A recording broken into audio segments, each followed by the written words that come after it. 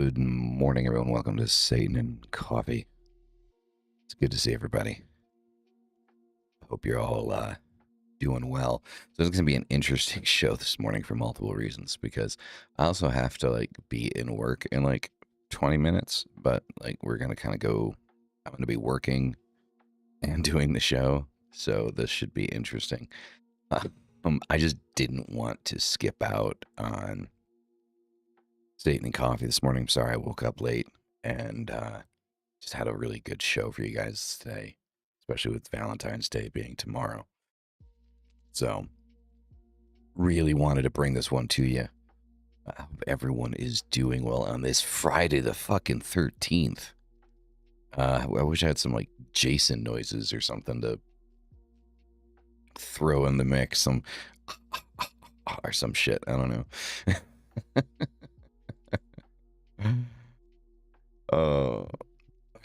See, that is how you know it is live, because I forgot to turn the camera on. It is as EOS webcam utility.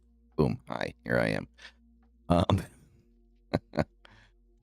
So yeah, I wish I had some noises to add into the mix or something. It would make it a little bit more fun, I think. But yeah, definitely got an interesting show. But as we have been doing, we are gonna do the daily read. And yeah, today's daily read, I think we're going to focus it a little bit more on love and relationships. You see where we're at this Valentine's Day weekend. So not just today, but the incoming weekend. See how we're doing with that. So first, we are going to start with our midnight oracle. It's going to be our primary. Ooh, jump out. Seems relatable. Hope everybody's doing well this Friday morning. Thanks, Satan. It's Friday, right? There we go. Jumping out at us.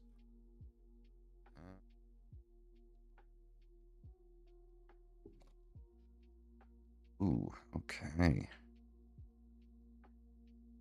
All right, so we got our cards.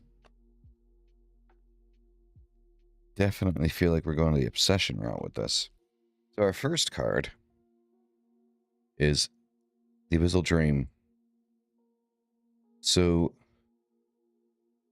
definitely talking about, as it suggests, kind of like a dream state, right? Kind of like this idea or ideal in our mind of just what we desire, what we want, right? And kind of like the focus on that, and how sometimes, what we desire and what we want may only be available in our dreams. Sometimes it's setting the expectations too high, right? And it's not to say that you need to settle on something less than what you believe you deserve, but it's also to say to be realistic with what it is that you think you deserve, right? We're not all Jack, we don't all get Sally. Sorry. Nightmare Before Christmas reference. Love the movie. One of my favorites. Our second card, the Fractured Mind. And this is why I say we should, set realistic expectations, because you begin to believe that you don't deserve the things that you want. You begin to believe that you don't deserve, to be happy, because you can't find those things that you want. But the reason you can't really find what you want is because you're not really being realistic with it, are you?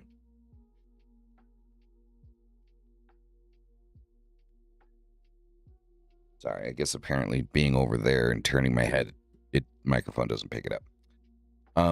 We need to be realistic with the things that we want. And I think the third card kind of really pulls this in. The Guardian Flame. So it's like, yes, that It is the Midnight Oracle. So it's, yes, stay with what you want, right? Like, maintain that, but keep it realistic. Like, really be realistic about what you want from another person, from a situation, right? It's okay to have dreams. It's okay. It's not a problem to have a dream, a desire, a want. But if you set the bar too high to something that isn't realistic, you can end up destroying yourself in the attempt to obtain it. And unfortunately, today's society sets such unrealistic expectations, because we go online, we, see all these happy people, and we think that people are happy all the time. And then when, we finally get in contact with someone or something like that or whatever, and then we realize that, like, oh, they're not happy all the time, and they're in a point where they need emotional assistance or something like that, and then we don't know how to provide it. You put yourself into that situation, and that situation is going to hurt somebody else, right? But again, the guardian flame. As long as you're realistic and you're honest about your expectations and your wants and your desires, there's no reason why you can't obtain it to some degree. And now we're going to use our shadow work deck to complement this, which is going to kind of get a little bit more personal. And we're going to look at what it is that we can do for ourselves, right?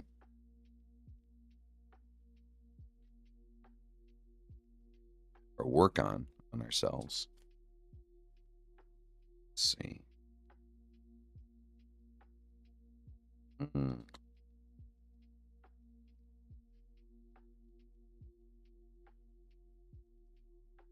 Yeah.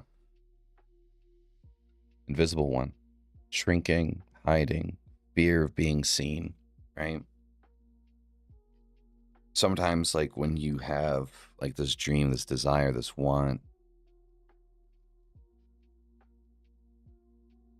and you feel like you can't obtain it. You don't know how to obtain it. You don't know how to go about it. You can feel small. You can feel insignificant. You don't know how to communicate. You don't know how to open up, right? And so you kind of hide, put yourself backwards. Just kind of want to be in the shadows a little bit, right? Right. So the next one, sacred boundaries, respect, energetic protection, and self-honoring. This is kind of like even a bigger one, like in terms of, like, so when we look at the fractured mind, we look at the abyssal dream, right? Sacred boundaries, like, understand. I think one of the things that we miss when we talk about relationships, we talk about love, we talk about the things that we want. We always like to talk about the things that we want, but then we never talk about the things that we don't want. And I think the things that we don't want are more important than the things that we actually want, right? Having boundaries, having positions where you require the other person to respect, certain limitations, and that those limitations are a two-way street, right? I'll give you an example.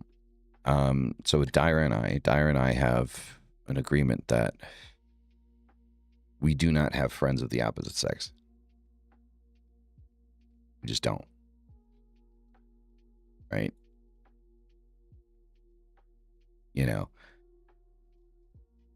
If work requires us, obviously, to, talk to someone, then it's work, right? But there are no friendships of the opposite sex.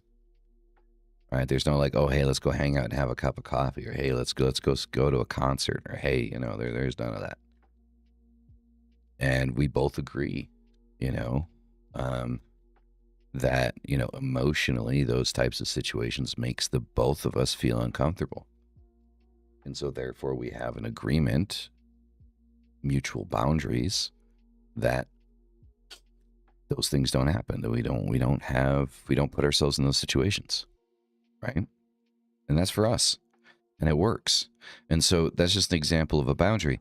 So sacred boundaries follows into that very tightly, because it is respect. It's mutual respect, right? It's energetic protection, right? It protects your peace, right? And you honor yourself. So the way that I've always described it with this type of thing is like, if, you know, you're in a relationship with someone and, you know, they want to live their life one way and you'd want to live your life a different way, there are no ultimatums, right? It's not like, you know, you can't do this. You can never tell another person what they can or can't do. But if the other person wants to do something that you feel like is not honoring or respecting you or fucking with your energy, then you have every right to walk away. Every right. You have every right to walk away. No questions asked. So, you know,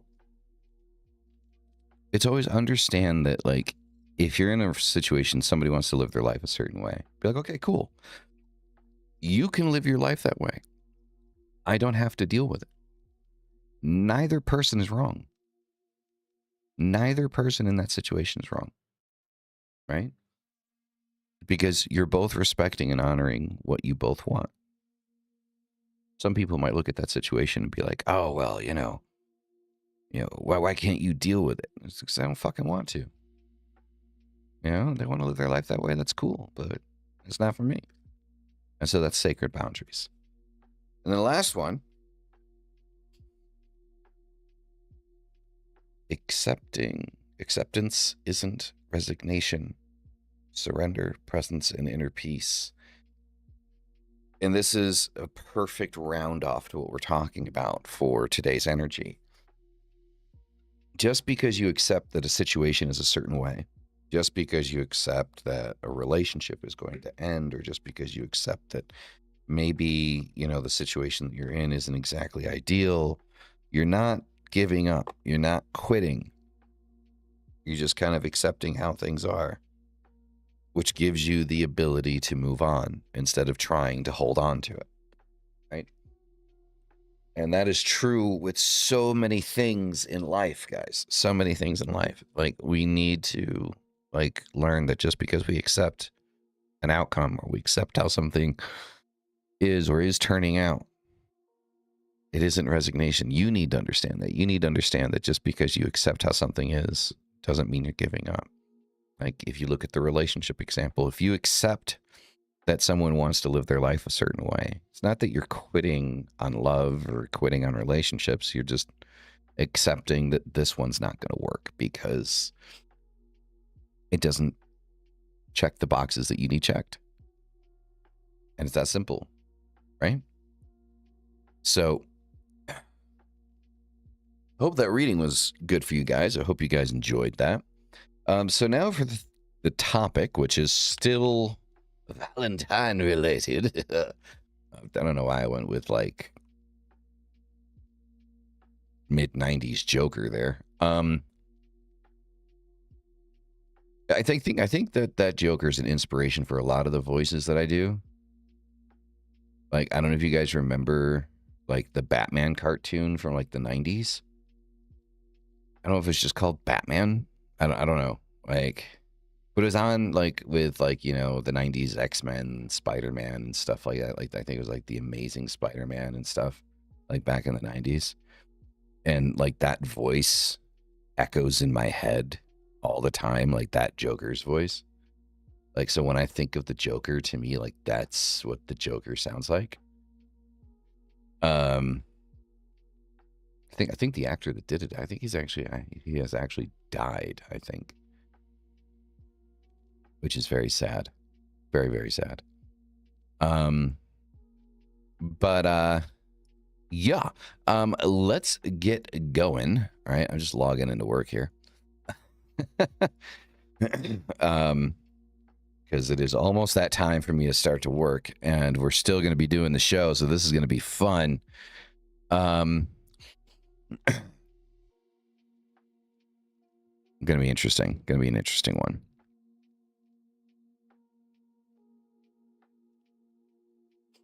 All right, just bear with me here, guys.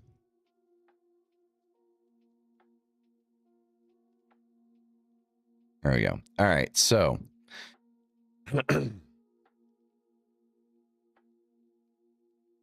so historical context for what we're going to be talking about, yeah?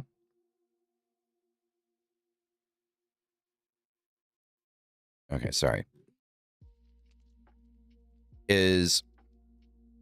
So to understand the roots of influence sorcery, okay, especially in love, we're going to have to start in Rome, right? With Publius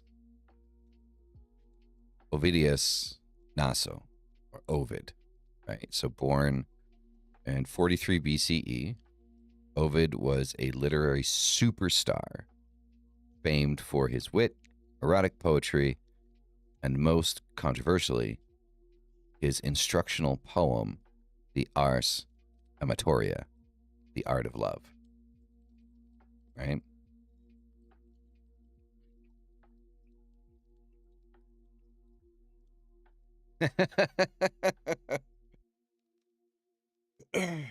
Satan and coffee work live before GTA. I think we're going to get a lot of things before GTA 6. All right, so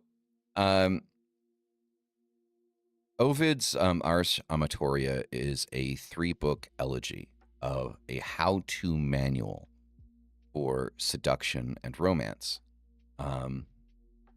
Book 1 teaches men how to find and win a lover. Book 2, how to keep her. And Book 3, written later, arms women with their own strategies. Ovid opens with a bold claim. Okay. Should anyone here not know the art of love, read this and learn by reading how to love. By art, the boat's set gliding with oar and sail. By art, the chariot's swift. Love's ruled by art. He casts himself as a teacher of love, likening his guidance to that of Cheiron, the wise centaur who tamed Achilles. Cheiron made the young Achilles perfect at the lyre and tempered his wild spirits through peaceful art. I am love's teacher, as Cheiron was Achilles, both wild boys, both children of a goddess. But Ovid's lesson were more than playful. He offered detailed advice on where to find lovers, theaters, races, banquets, how to use flattery, promises, and even deception. See that you promise. What harm is there in promises? In promises, anyone can be rich. He even counseled boldness and physical affection, writing provocatively. Though she might not give, take what isn't given. Perhaps she'll struggle. And then say, you're wicked. Struggling, she still wants herself to be conquered. Only take care her lips aren't bruised by snatching, and that she can't complain that you were harsh. I think we all understand what that means, right? I think I need to preface by saying that I do not support or condone any of the shit that this man says. We have to understand that this was written in 43 BCE. Just want to put that out there. So Augustan moral legislation and Ovid's exile. So Ovid's irreverence clashed with the moral reforms of Augustus, Rome's first emperor. Augustus sought to restore traditional values, passing the Lex Julia to promote marriage and punish adultery. Ovid's Ars Amatoria, with its playful encouragement of seduction and extramarital affairs, was seen as subversive. In 8 CE, Ovid was exiled to Tomis on the Black Sea. The reasons remain mysterious. Ovid himself cryptically cited a poem and a mistake, carmen et error. But the Ars Amatoria was explicitly condemned for teaching adultery. Right? So he's quoted saying, "I am accused by my shameful song of being a teacher of obscene adultery." Ovid's banishment was both a personal tragedy and a public warning. The power of words, especially those that teach the arts of love and influence, could threaten the social order. So was Ovid a corrupter of morals or a satirist holding a mirror to Roman hypocrisy? And why does this art of love still resonate today? So we're going to widen that lens, right? And see how love, obsession, and influence have been explored across centuries from that point, right? So the classical and cross-cultural parallels. Ovid was not alone in treating love as both a force of nature and a skill to be mastered. In Homer's Iliad and Odyssey, love is a catalyst for epic events. Helen's elopement with Paris sparks the Trojan War, while Odysseus's longing for Penelope drives his perilous journey home, right? So the love between Helen and Paris serves as a catalyst for the Trojan War. Their relationship highlights the destructive power of desire and the consequences of betrayal, right? Hell. So, but love is not only romantic. The Odyssey celebrates marital fidelity and endurance. Penelope's 20-year wait for Odysseus is a model of steadfast devotion. As one classicist note, it's a story of love which endures. It's in the heart, right? So across the Mediterranean, the Persian and Arabic traditions developed their own mythic tales of love and obsession.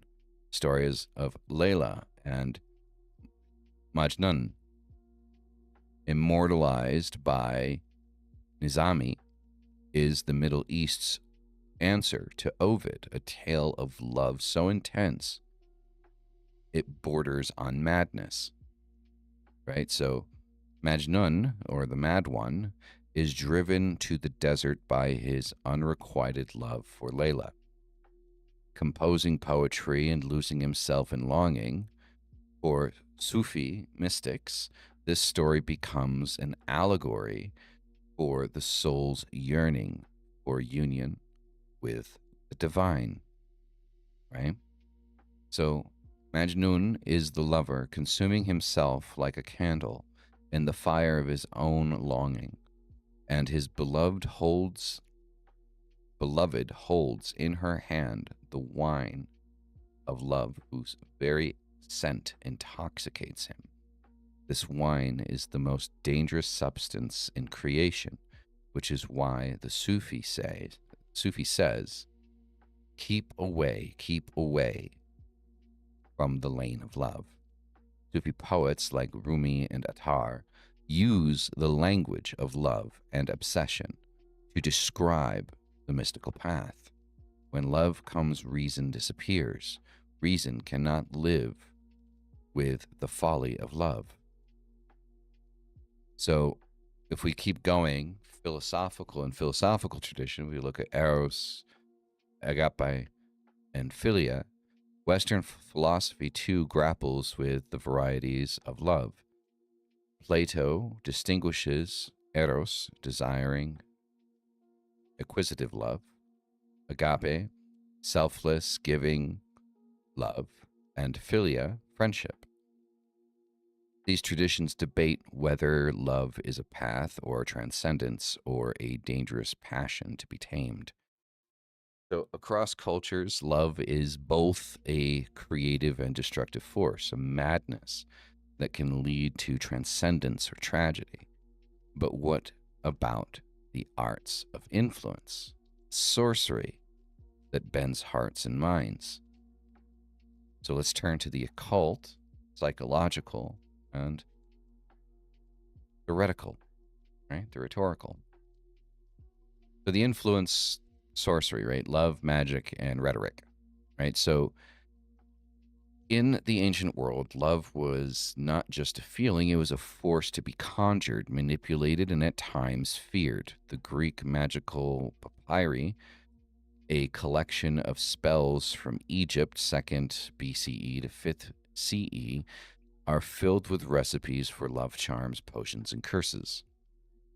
A spell might instruct, so to get a certain person at the baths, rub a tick from a dead dog on the loins, or from a determined lovers, right? Use fish blood to write a spell invoking demons on the skin of an ass.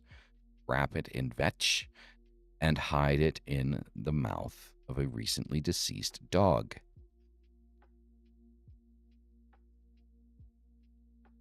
Yeah. Yeah. Yeah. You can't make this shit up, man. So, love was gendered. Men used spells to inflame eros, passion, in women, while women and social inferiors used charms to maintain affection in men. The line between healing and harming was thin. So, Denaria's attempt to win back Heracles with a love potion ends in his death, right?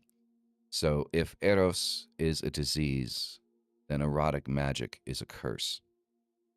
The magical kestos himas of Aphrodite can steal away the mind of thoughtful men, and Eros can pour a mist over the stout heart of Zeus. But not all influence is supernatural. The Greeks developed the art of rhetoric, ethos, right? Credibility, pathos, emotion, logos, logic, as a mean to sway hearts and minds. Plato warned that rhetoric could be used for deception, while Aristotle argued it could serve truth as well as falsehood. So, persuasive speech can be used to deceive, mislead, exploit, and oppress. Clever persuaders can exploit what Aristotle called the defects of their hearers. Unwise actions can be made to appear wise by use of sham arguments, known as fallacies. Fallacies. Wow, fallacies. Which appear reasonable on first impression but fall apart on close examination. In the Ars Amatoria, Ovid is both the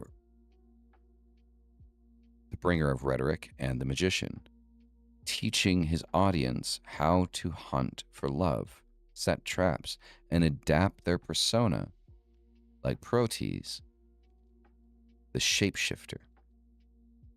There are as many manners of heart as kind of face. A wise man will adapt to many forms. And like Proteus, now Melt into the smooth waters. Now be a tree, now a lion, now a bristle boar. Modern psychology echoes these ancient insights: obsessive attachment, limerence, and the neurochemistry of love, dopamine, neurophenephrine,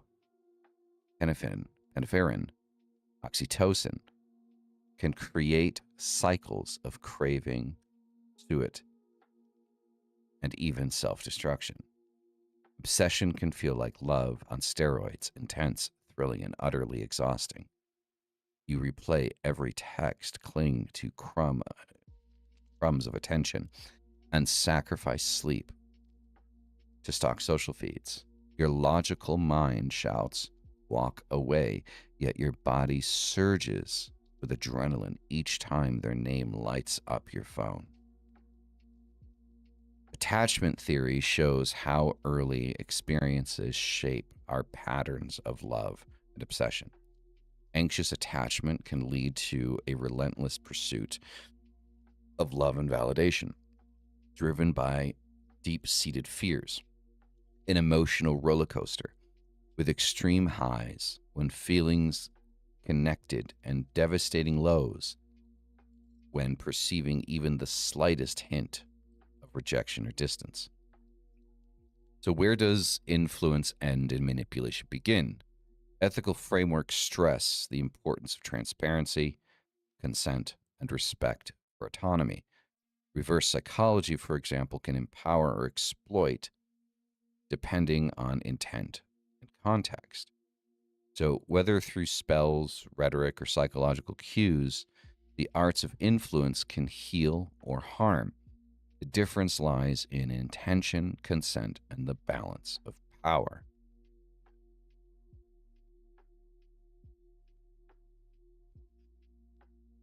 So the question is begged when we look at these things. Is love magic innocent and trivial, or is it baneful? Is it manipulation?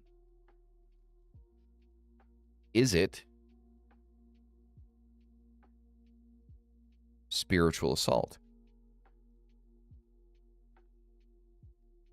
To place on or request to have placed on someone a love spell, possession, domination, any of these types of things.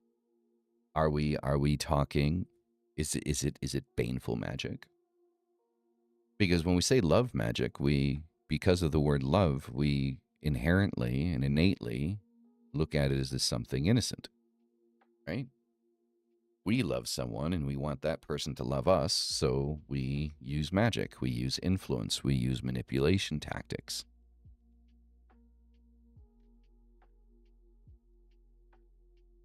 So by that, are we aggressors?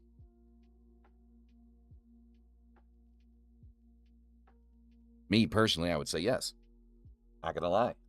Like anything that you do that changes a person's current state to something that they wouldn't automatically accept anyway is in line with some level of baneful magic, right? I would label love magic as baneful magic, right? So if we look at some case studies, right, we can look at literature, politics, and even pop culture. So if we look first, Antony and Cleopatra, right? Few stories better illustrate the fusion of love, obsession, and influence than that of Mark Antony and Cleopatra, right? So their affair was a blend of passion and political ambition, with both leveraging their relationship to secure power, right? Their love was not just personal, it was public spectacle.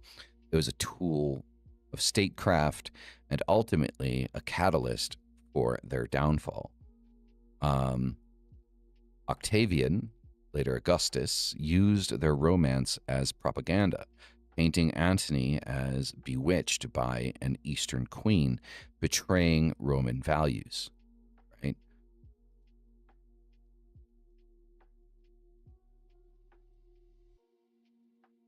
Exactly, Maeve, right?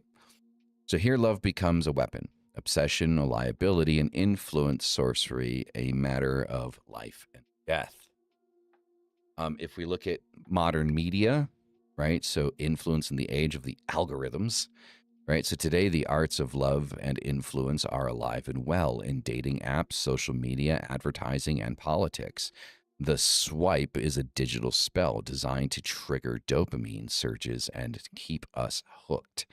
Political campaigns use micro-targeted rhetoric, emotional appeals, and even misinformation to sway voters, right? So, real world example here. So, Robert Greene's The Art of Seduction draws heavily from Ovid, offering a modern manual for love and manipulation. Contemporary retellings of the Ars Amatoria, right, from humorous guides to feminist reinterpretations, proves that Ovid's insights remain relevant, right? Manipulation in relationships can take many forms: gaslighting, love bombing, emotional blackmail. Therapists warn that the line between influence and abuse is crossed when autonomy, consent, and well-being are undermined. Right? So from ancient spells to modern algorithms, the arts of influence are everywhere. But how can we use them ethically and protect ourselves from harm? So we all practice influence, whether persuading a friend, negotiating at work, or seeking love. The key is awareness, understanding the tools of rhetoric, the triggers of obsession, and the boundaries of consent. So, practically speaking, it's self reflection. Notice when you're being influenced by flattery, scarcity, emotional appeals. Ask, is this persuasion or manipulation?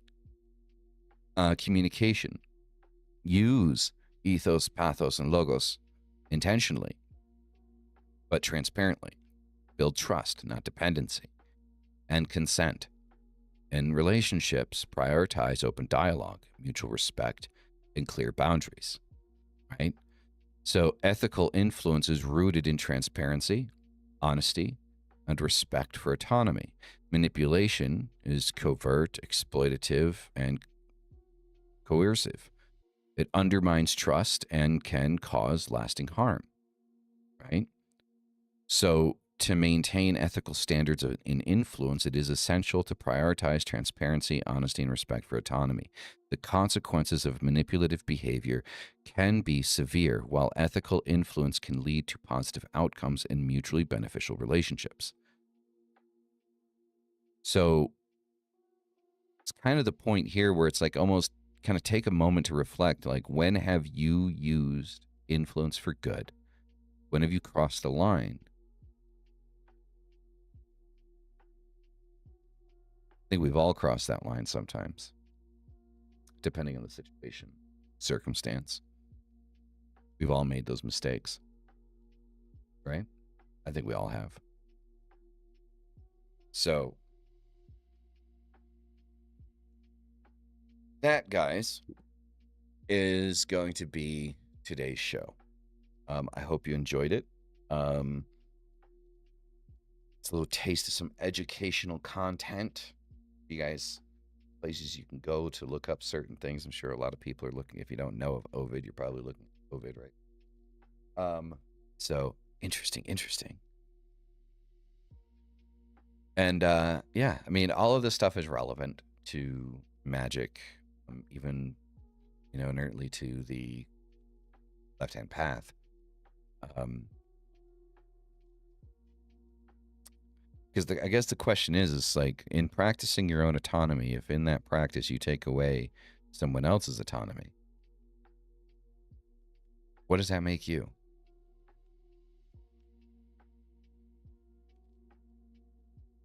So, as always, everyone, having you here has been fucking amazing. You guys are great, as always. Hail thy fucking self. We'll see you in the next one. Fuck out.